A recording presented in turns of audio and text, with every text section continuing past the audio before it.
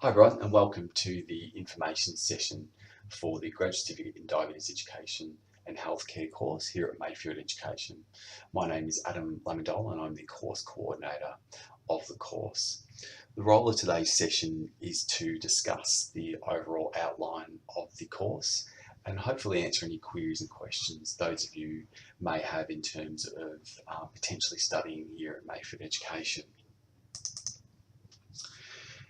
Mayfield Education itself has been running courses for over 50 years, and for over the last 25 years we've been running the Graduate Certificate in Diabetes Education course, and it's been one of the more popular courses to complete here in Victoria.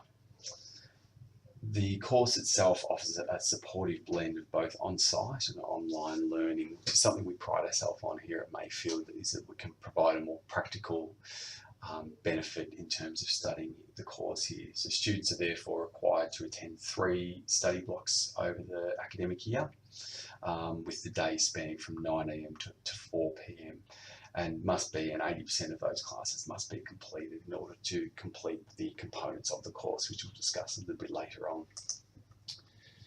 Mayfield Education itself is a non-for-profit RTO and a registered charity, and obviously our course is accredited via the Australian Diabetes Educators Association and TEXA, which is just a governing body which accredits the course and those courses throughout the country as well. So what is a diabetes educator? And I think this role has really expanded over the years, particularly now that you see diabetes educators working in a wider variety of settings. But I suppose when we look at a diabetes educator, the complete role is to promote optimal health and wellbeing for individuals or their carers, communities and populations at risk of or affected by diabetes, using a range of specialised knowledge and skills.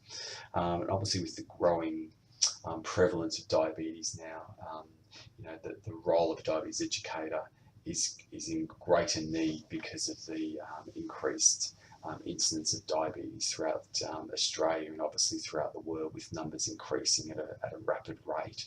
So having more individuals specialising in this area is becoming more and more of a need in particular. So I suppose the self-management education, particularly in regards to clinical care and therapeutic intervention to promote physical, social and psychological wellbeing is really stressed throughout the course. So in terms of applying for the course, obviously we have quite a clear criteria in terms of those who can apply for the course and obviously be accepted. In terms of who can be a diabetes educator, you do need to be either a registered nurse or a Division 1 nurse, an accredited practicing dietitian, a registered midwife or direct entry midwife, a registered pharmacist, podiatrist, and also a registered or accredited exercise physiologist, and registered physiotherapist or medical practitioner. So unfortunately, if you don't meet any of that criteria, you will not be accepted into the course. Obviously, there are other avenues in terms of doing diabetes updates and things which we can guide you by if you're not part of that alignment with professions in a sense.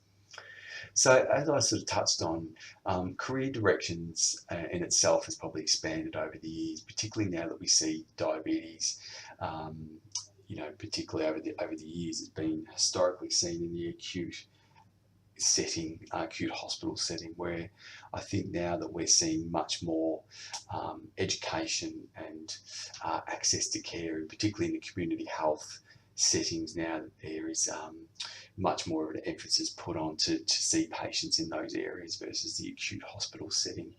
Obviously, research is another area where a lot of diabetes educators branch off to, whether that's doing research themselves or participating in research projects as a coordinator with that. Obviously, working in private practice, in terms of opening up your own practice or working within a general practitioner setting. So in terms of that, and obviously some of the main components of the courses, we do discuss these certain areas and where students may see their futures, I suppose. So we try and sort of help with that as much as possible. The major roles of diabetes education, I suppose, requires to have knowledge and skills in the following areas. And these areas we really focus on and the major theme throughout the course. That includes clinical practice, research and education, counselling and leadership and management, in particular those areas.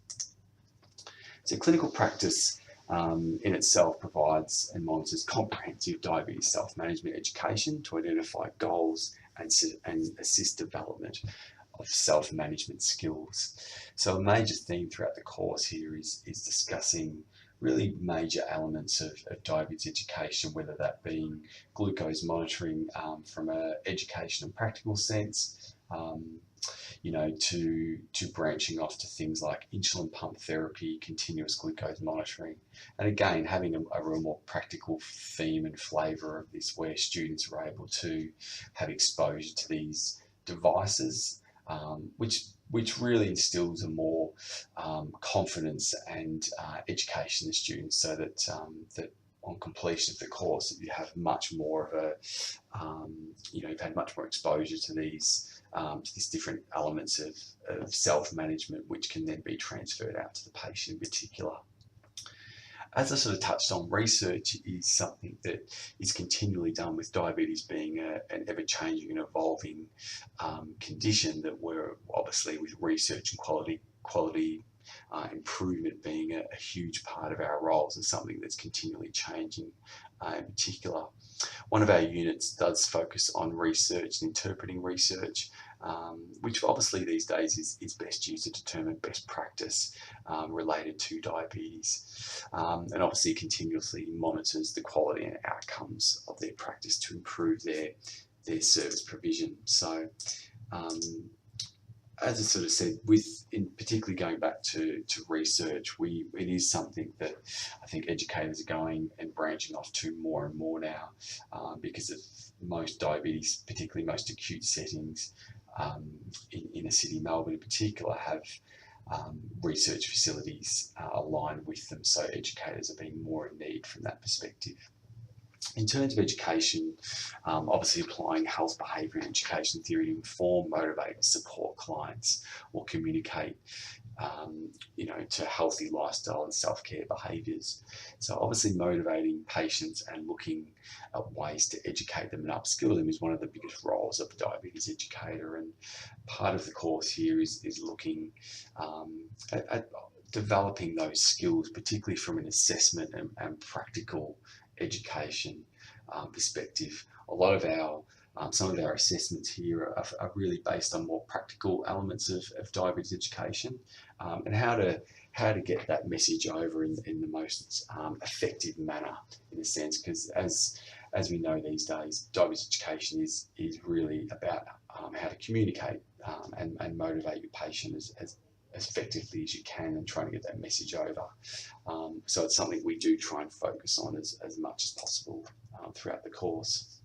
And obviously, again, coming back to counselling, using empowerment and approach to promote self-responsibility, confidence and acceptance to the clients in particular. On completion of the course, I think with any aligned course such as diabetes, where you're upskilling in a certain area, you do become a leader, whether it be in your area of workplace or branching off to a certain sort of area. So being an expert in diabetes education and providing training and education to other health workers, and that's something that a lot of staff members who do complete the course become almost an expert in their area or practice where they're working, and may not solely be working as a diabetes educator, but are then becoming that I suppose that education provider within their workplace, and that role model that can upskill their staff and those around them in diabetes in particular.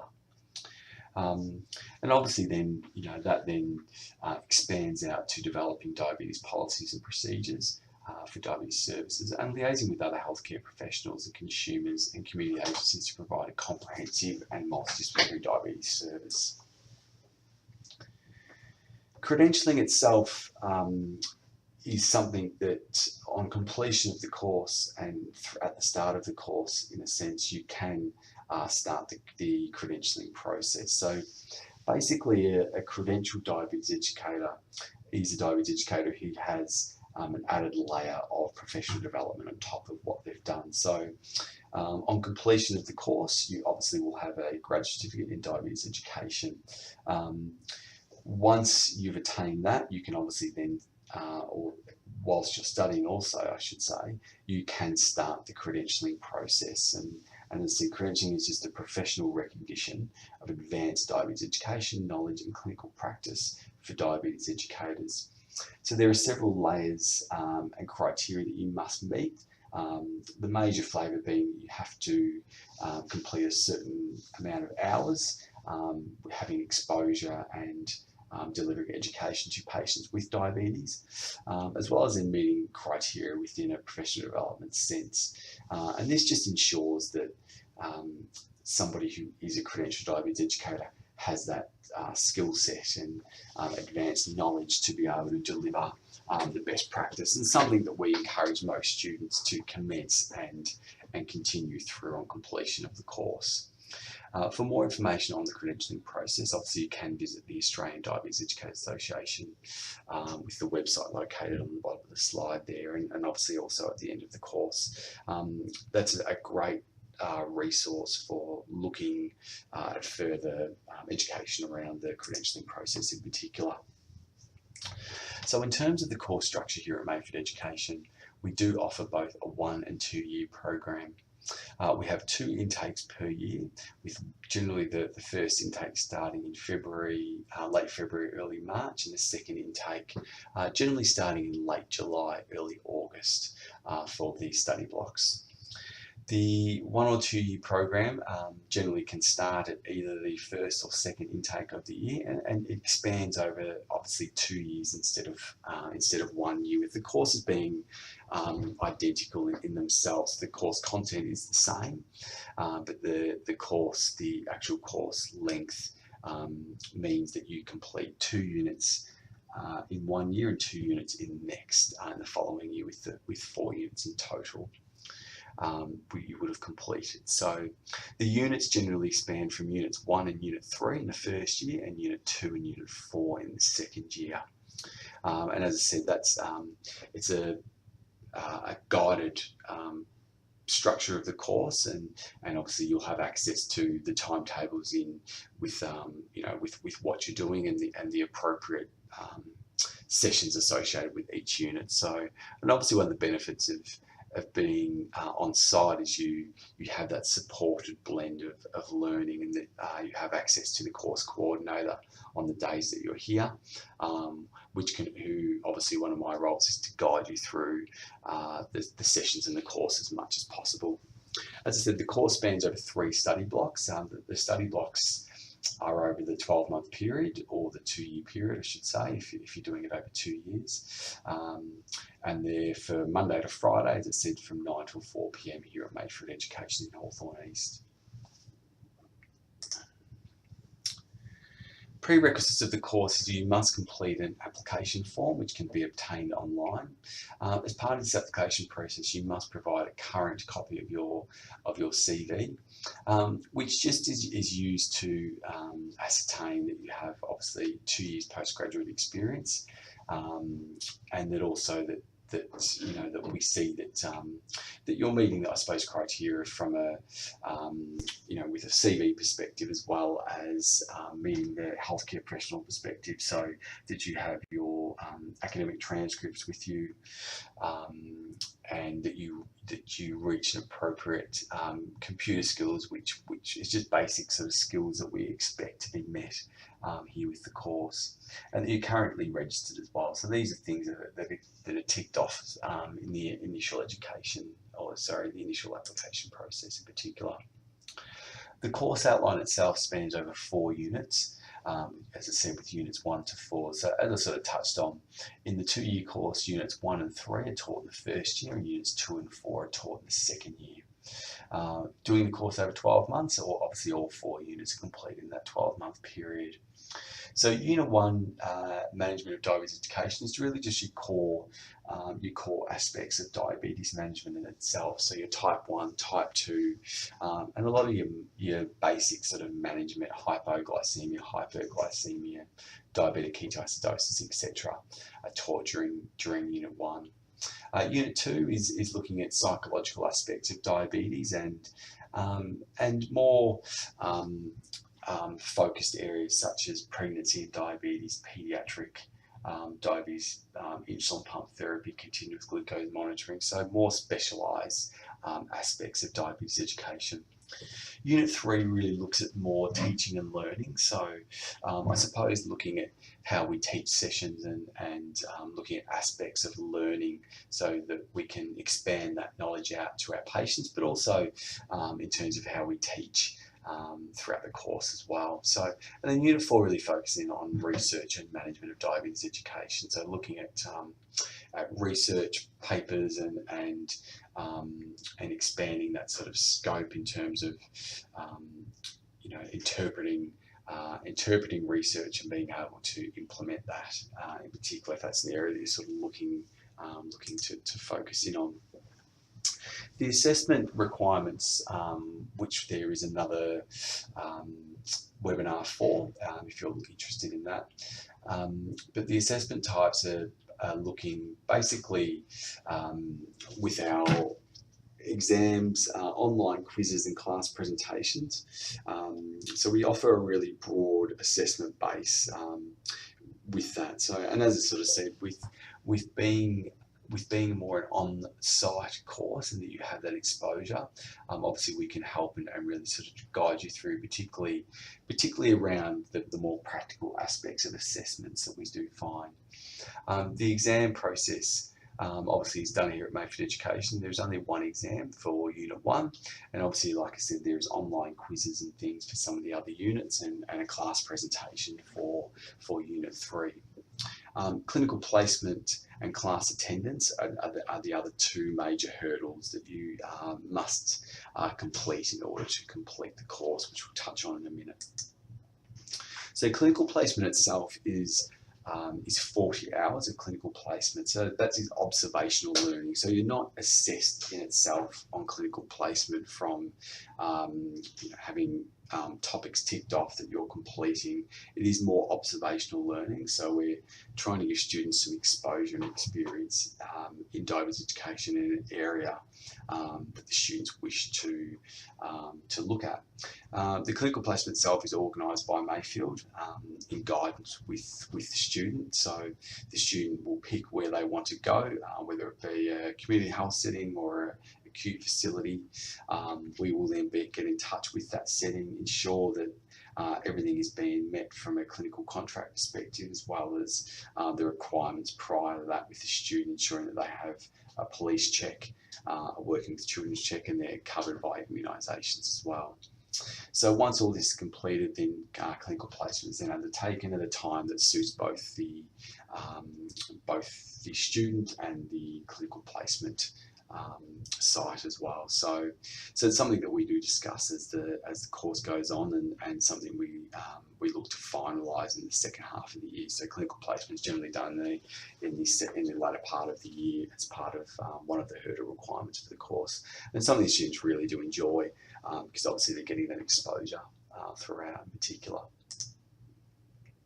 So for further information or resources, basically you can go to the Mayfield Education website, which is www.mayfield.edu.au, and this will have just some more basic information regarding the course. The other area to go to, as I sort of touched on previously, is the ADA, which is the Australian Diabetes Educators Association, which can give you some more information around the credentialing process in particular, and also some other guidance around resources and things. So hopefully you've enjoyed today's session. If you have any further information, as I said, I can be contacted through the Mayfield Education website via email or phone, so please don't hesitate to contact me if you have any further questions regarding the course. Thank you.